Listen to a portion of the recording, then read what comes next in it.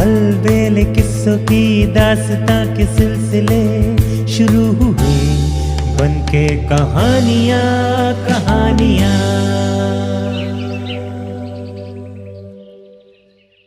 आइए सुनते हैं आज की कहानी बचपन के वो दिन। खूब प्यारे से गोल मटोल थे नंदू भैया, बड़े ही नटखट शरारती। पतंग उड़ाना उनका सबसे प्यारा शौक था और जिस चीज को लेकर मोहल्ले भर में उनकी धाक थी, बड़ा हो या छोटा, पतंग उड़ाने में कोई उनका मुकाबला नहीं कर सकता था।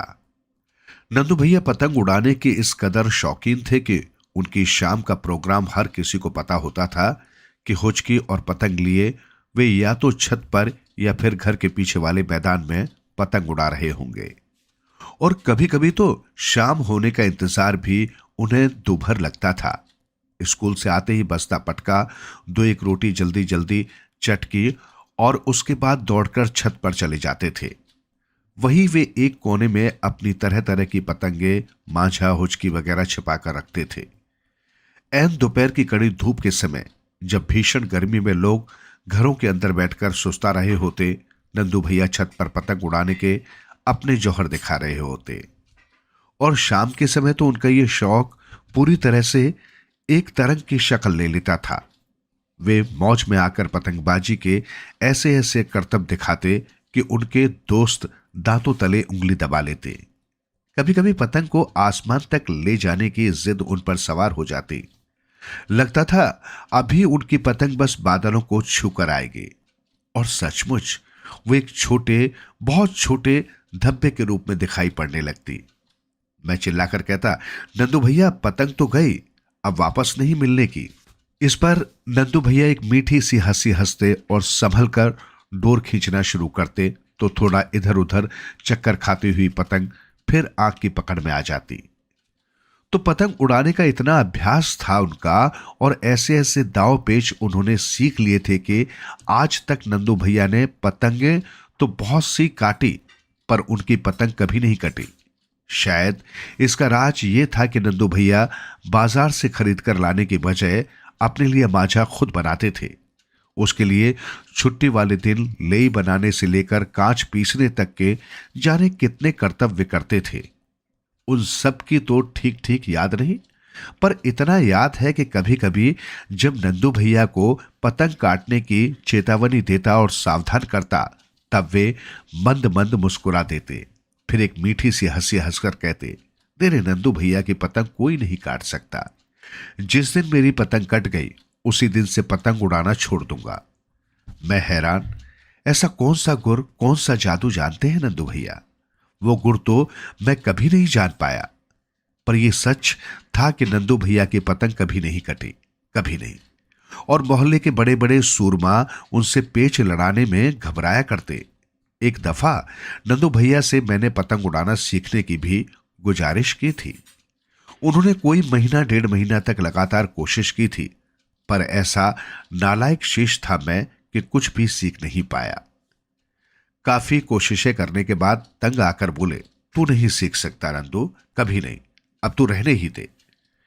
लेकिन तो भी नंदू भैया के साथ रहना मुझे अच्छा लगता, उन्हें पतंग उड़ाते देखना मुझे अच्छा लगता।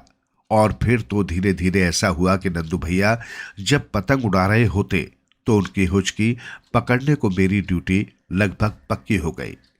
धीरे धीरे हालात ये हो गए कि नंदू भैया का चेहरा देखकर ही मैं भाप जाता कि कब ढील देनी है और हुचकी को हल्के, बहुत हल्के हाथों से पकड़ना है, या कि कब वे पतंग को खींचने के मूड में है और मुझे फुर्ती दिखाते हुए हुचकी पर जल्दी जल्दी मांझा लपेटना है। और ये काम मैं इतनी अच्छी तरह कर लेता कि वे खुश होकर मेरी पीठ ठोकते। वाह चंदन, ये ड्यूटी तो तू अच्छी तरह कर लेता है, शाबाश।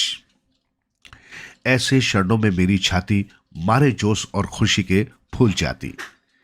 कारण ये था कि ऐसे तारीफ के मौके कम ही आते थे। नंदू भैया प्यार तो बहुत करते थे, पर ज्यादा तारीफ नहीं करते थे। पर एक मौका ऐसा भी आया कि नंदू भैया ने मेरी जी भरकर तारीफ की और फिर कंधे पर बैठाकर मुझे पूरे मोहल्ले में सैर कराई। ये किस्सा बहुत मजेदार है। हुआ ये कि एक बार नंदू भैया अपने दोस्तों के बीच बैठे थे और गपशप कर रहे थे। बातों बातों में अचानक तय हुआ कि वे 7 पतंगे एक साथ डोर में बांधकर उड़ाएंगे। किसी पिक्चर में उन्होंने ये दृश्य देखा था। यार दोस्तों से उसी की चर्चा कर रहे थे। उनकी मित्र मंडली तो इस कल्पना से ही रोमांचित थी कि 7 पतंगे एक साथ उड़ाई जा सकती है। नंदू भैया ने गर्व से कहा, अच्छा तो तुम देखना नजारा, हम 7 पतंगे एक साथ उड़ाकर दिखाएंगे। और सचमुच नंदू भैया अपनी तैयारियों में जुट गए। जो भी नंदू भैया की इस नई सनक के बारे में सुनता हैरान रह जाता। कई लोग उपेक्षा से हंसकर कहते, भाई फिल्म की बात और है, हकीकत की और।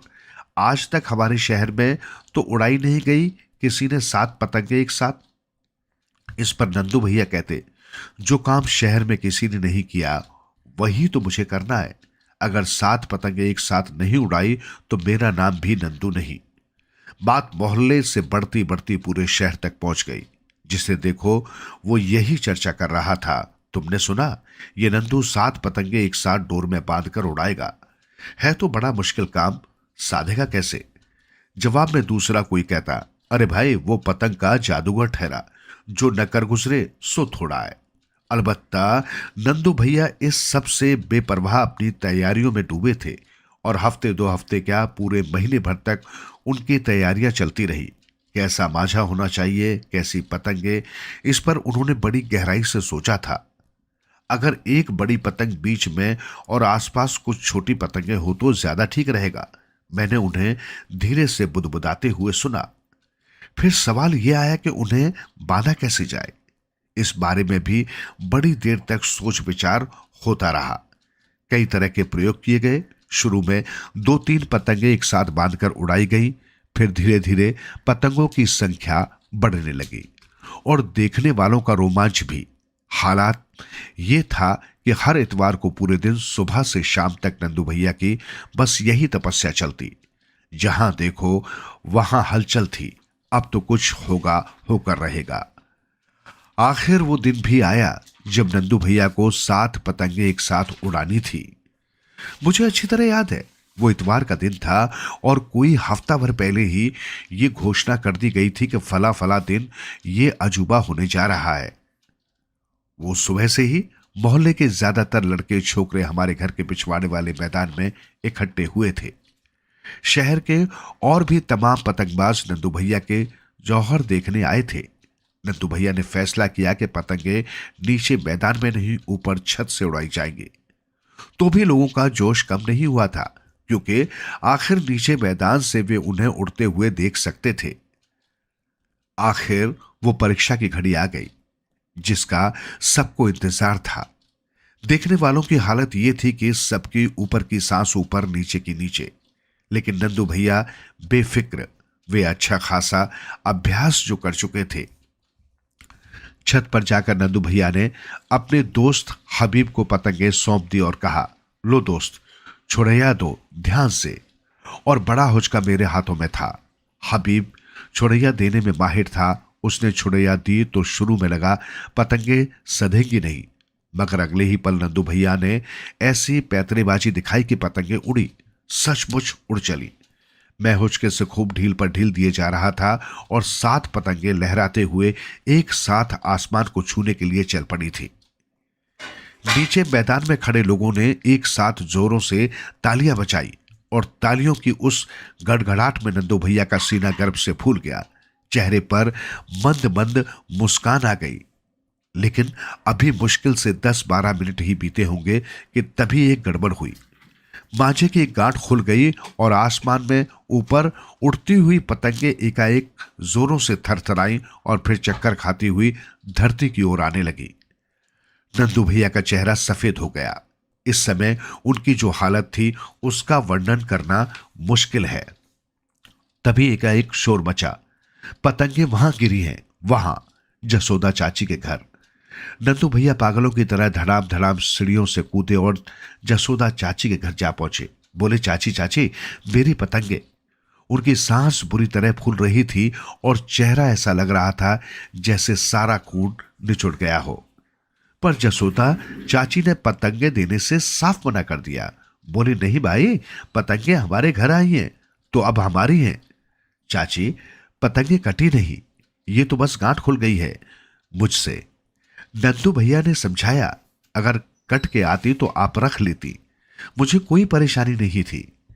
ये हम नहीं जानते कि कटी है कि नहीं, हमारे घर आ गई तो अब हमारी हुई, हम नहीं देंगे, जसोदा चाची ने साफ शब्दों में कहा। अब तो नंदू भैया की हालत खराब, वे पसीने पसीने हो उठे। महीने भर की तैयारी थी लेकिन पानी में चली गई। अभी तो उनका चाव भी नहीं उतरा था कि ये मुसीबत आ गई। तब तक भीड़ में से कुछ लोगों ने आकर जसोदा चाची को समझाना शुरू कर दिया था, पर वे टस से बस नहीं हुई। निराश होकर सब लौट रहे थे। मैं भी वहां खड़ा एकटक नंदू भैया की हालत देख रहा था। मेरा मन टुकड़े टुकड़े हुए जा रहा था।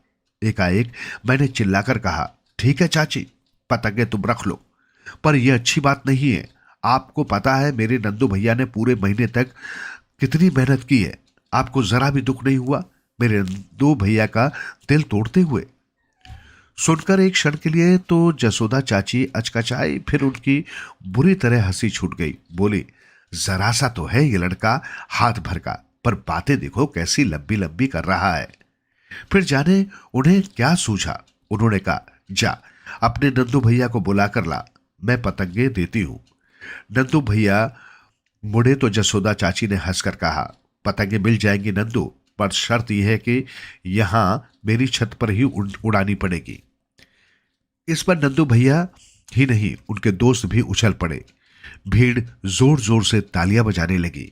फौरन हुचकाया गया और पतंगे उड़ी, खूब शान से उड़ी। एक डोर में बंधी हुई पूरी 7 पतंगे एक साथ आसमान को छू छू कर लौट रही थी। देखने वालों के दिल बाग बाग हुए जा रहे थे। उस दिन शाम तक नंदू भैया वे पतंगे उड़ाते रहे और उस दिन सचमुच हमारे शहर में एक नया इतिहास लिखा गया। शाम के समय नंदू भैया पतंगों को खींच रहे थे तो फिर जाने कैसे डोर टूट गई और पतंगे उड़ती हुई कहां की कहां चली गई। शाम के अंधेरे में उन्हें कोई नहीं देख पाया, पर अब नंदू भैया को भी ज्यादा परवाह नहीं थी। उनका शौक पूरा हो चुका था, सपना सच हो चुका था। उस दिन जसोदा चाची भी बड़ी प्रशंसा भरी निगाहों से नंदू भैया को उड़ाती लहराती हुई 7 पतंगों को निहारती रही थी। और जब हम लौटे तो उन्होंने हम सभी को गरम गरम मीठे गुलगुले खाने को दिए। लौटते समय नंदू भैया खुश थे, बहुत खुश, और उन्होंने मुझे अपने कंधे पर बिठा लिया था। वे बार बार कह रहे थे, जो काम मैं नहीं कर पाया वो चंद्र ने कर दिया, वरना न जसोदा चाची पतंगे लौटाती और ये न आनंद ऐसा आता। आज नंदू भैया नहीं है, जसोदा चाची भी नहीं है। पतंग उड़ाना मैं आज तक नहीं सीख पाया, पर जाने क्यों उन 7 पतंगों की कहानी जब भी याद आती है, नंदू भैया का नटखट गोल मटोल चेहरा आंख के आगे आ जाता है। लगता है बचपन फिर से लौट आया।